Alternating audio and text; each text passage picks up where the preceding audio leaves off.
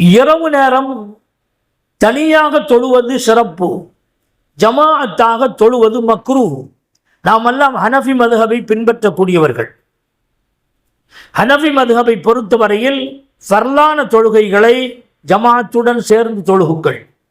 ஃபர்லான ஹஜ்ஜை எல்லோருக்கும் தெரியது போல எல்லாருக்கும் சொல்லி விளம்பரப்படுத்தி வேண்டுமானாலும் செய்யுங்கள், தப்பில்லை. ஏன்னா ஒருத்தனை பார்த்து இன்னொருத்தனை ஹஜ்ஜு செய்யணுங்கிற ஆசை ஏற்படும். இது ஃபர்துல.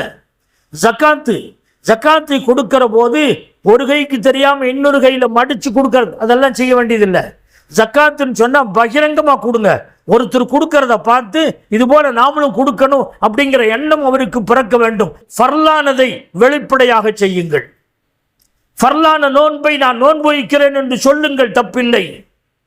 எந்த இபாதத்தாக இருந்தாலும் ஃபர்லான இபாதத்துகளை வெளிப்படையாக செய்ய சொல்லி அல்லாஹ்வே என்ன செய்திருக்கிறான், வர்கஉ மஅர்ராக்கீன், ஜமாஅத்துல வந்து தொழுகு.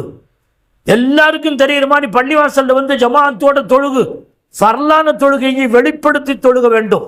ஆனால் நஃபிலான இபாதத்தை நான் இருக்கிறேன், என்னுடைய ரப்பு இருக்கிறான், அவ்வளவுதான்.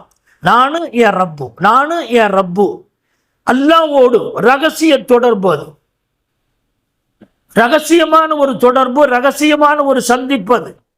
அதிலே வேறு யாரையும் கூட்டு சேர்ப்பது நல்லதல்ல. இமாம் அபூ ஹனீஃபா ரஹ்மத்துல்லாஹி அலைஹி ஆகட்டும், ஹனஃபி மذஹபை சார்ந்த எல்லா ஆலிம்களும் சொல்லுகிற கருத்து, தனியா நஃபில் தொழுகிறது, ஜமாஅத்தாக தொழுகிறது மக்ரூஹ். ஹரம்ல நடக்குது, மக்காவில் நடக்குது, மதீனாவில் நடக்குதுன்னு சொன்னா அது ஹம்பலி மذஹப் படி அது கூடும். ஹம்பலி மذஹப்ல அந்த மாதிரி தொழு வைக்கலாம், தொழுகின்றார்கள். அங்க நீங்க சேர்ந்தீங்கன்னு சொன்னா அது வேற கணக்கு. ஆனால் இங்கே அது போன்ற ஜமாஅத்தை ஏற்படுத்தி கொண்டு மக்காவிலாம் தொழுகிறாங்களே, மதீனாவிலாம் தொழுகிறாங்களே, தொழுகின்றார்கள். ஒரு மதுஹபை மட்டும் பின்பற்ற வேண்டும், ஏதாவது ஒரு மதுஹபை பின்பற்ற வேண்டும். இங்கே தேவைப்பட்டா இங்க ஒரு மதுஹபு, தேவைப்படலைன்னா அந்த பக்கம் இன்னொரு மதுஹபு, இப்படி அங்கும் இங்கும் ஆத்துல ஒரு கால சேர்த்துக்கள் ஒரு காலம் வச்சிருக்கிறோமே, அந்த மாதிரி ஒரு சூழ்நிலையை மதுஹபை பொறுத்தவரையில் எடுக்கக்கூடாது. எம்மதமும் சம்மதமும் என்பதை போல எல்லா மதுஹபுகளும் சம மதுஹபுகள் தான் என்ற எண்ணம் நமக்கு வந்துவிடக்கூடாது. ஒரு இமாம் அவர்கள் ஒரு அடிப்படையை வைத்து அந்த சட்டங்களை இயற்றி இருக்கின்றார்கள், அதையே எல்லா விஷயத்திலையும் பின்பற்றுகின்றோம், இதிலையும் அதைத்தான் பின்பற்ற வேண்டும். இமாம் அபூ ஹனீஃபா ரஹ்மத்துல்லாஹி அலைஹி அவர்கள் சொல்லுகிறார்கள், நஃபிலான இபாதத்தை ரகசியமாக செய்யுங்கள்.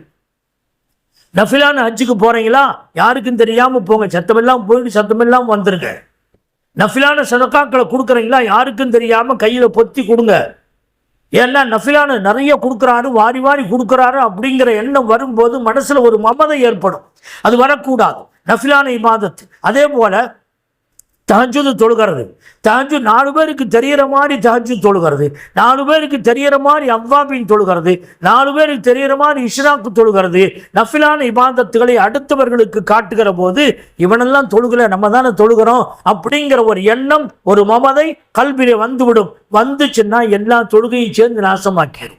ஆகையினால 4 பேருக்கு இடையிலே ஜமாஅத்தாக தொழுகிறது என்பது இந்த கியாமுல் லைலை பொறுத்தவரையில் மக்ரூஹான ஒன்று. அதற்கு நூருல் இலாஹ் என்று ஒரு ஃபிக்ஹினுடைய கிதாப் இருக்கிறது, அதனுடைய விரிவுரை மராக்கில் ஃபலாஹ் அப்படின்னு ஒரு கிதாப் இருக்குது.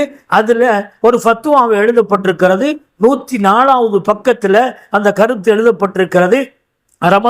ரமலானுடைய காலங்களிலே வித்ரை ஜமாஅத்தாக தொழுகலாம், ரமலான் அல்லாத காலங்களிலே வித்ரு தொழுவது. அதே போன்று ரமலானாக இருந்தாலும் சரி, ரமலான் அல்லாத காலமாக இருந்தாலும் சரி, நஃபில்களை ஜமாஅத்தாக தொழுவது மக்ரூஹ் என்று எழுதி வைத்திருக்கின்றார்கள். எனவே ரமலான் முடிந்து விட்டால் அந்த ரமலானிலே வித்ரை கூட விட்டு விடுவதுதான் நல்லது என்ற கருத்தை எழுதப்பட்டிருக்கிறது.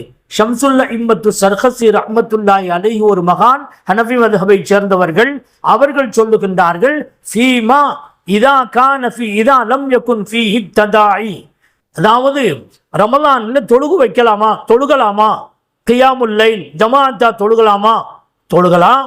எப்போ ததாஇ இல்லைன்னா தொழுகலாம். ததாஇண்டா என்ன?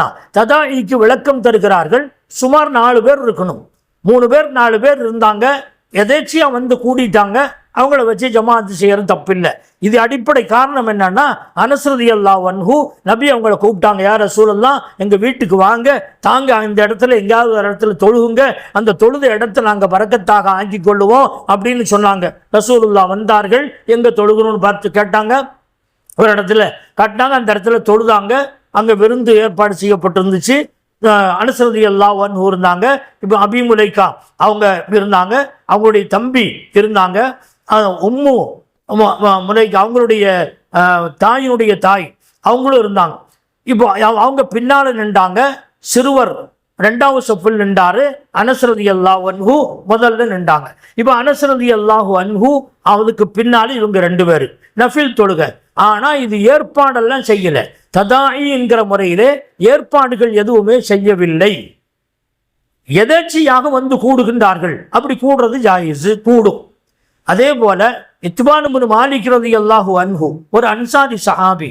அந்த இத்பான் ரலியல்லாஹு அன்ஹு அவர்கள் ரசூலுல்லாஹ்ட்ட போய் கேட்டாங்க, யா ரசூலல்லாஹ் தாங்க என் வீட்டுக்கு வாங்க, வந்து தொழுகு வச்சு அந்த இடத்த பரக்கத்துள்ளதாக ஆக்கிட்டு போங்க அப்படின்னு கேட்டாங்க. போனாங்க ரசூல் ஸல்லல்லாஹு அலைஹி வஸல்லம். அவங்க போகும்போது சில சஹாபாக்கள் பின்னாலே வந்துட்டாங்க. எங்கே தொழுகணுன்ட்டாங்க, இங்கே தொழுகணும். ஒரு இடத்த ஏற்பாடு பண்ணி வச்சுருந்தாங்க, அந்த இடத்துல தொழுதாங்க. நஃபில் தொழுகதான் ஜமாஅத்து நடந்துச்சு, சேர்ந்து தொழுதார்கள்.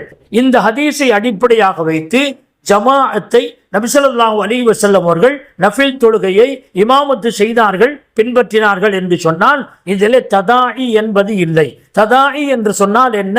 ஏற்பாடு செய்து நீங்க வாங்க நீங்க வாங்க நீங்க வாங்கன்னு விளம்பரப்படுத்தி போர்டில் எழுதி போட்டு அல்லது நோட்டீஸ் போட்டு இந்த மாதிரி இந்த இடத்துல ஜமாஅத்து நடக்க போகுது வாங்கன்னு சொல்லி இந்த கூப்பாடு போடுறது இருக்குதல்ல, இந்த கூப்பிட்டு ஜமாஅத்து நடத்துறது அதுதான் மக்ரூஹ் என்று ஹனஃபி மத்ஹபில் சொல்லப்படுகிறது. யாராவது ஒருத்தர் 2 பேர் 3 பேர் 4 பேர் தான் அளவு சொல்லப்படுது. இந்த 3 பேர் 4 பேர் எதேச்சியா வந்து சேர்ந்துட்டாங்க, அவங்க எல்லாம் தொழுதாங்க, அது வேற விஷயம். ஆனா இதற்கென்று தனி ஏற்பாடுகள் செய்வது ரமலான் காலமாக இருந்தாலும் சரி, ரமலான் அல்லாத காலமாக இருந்தாலும் சரி மக்ரூஹ் என்று எழுதப்படுகிறது. இது விஷயத்திலே கவனமாக இருந்து கொள்ள வேண்டும். அல்லாஹு ஜல்ல ஷானஹு வ தஆலா புரிந்து அமல் செய்யக்கூடிய தௌஃபீக்கை தந்தருள்வானாக.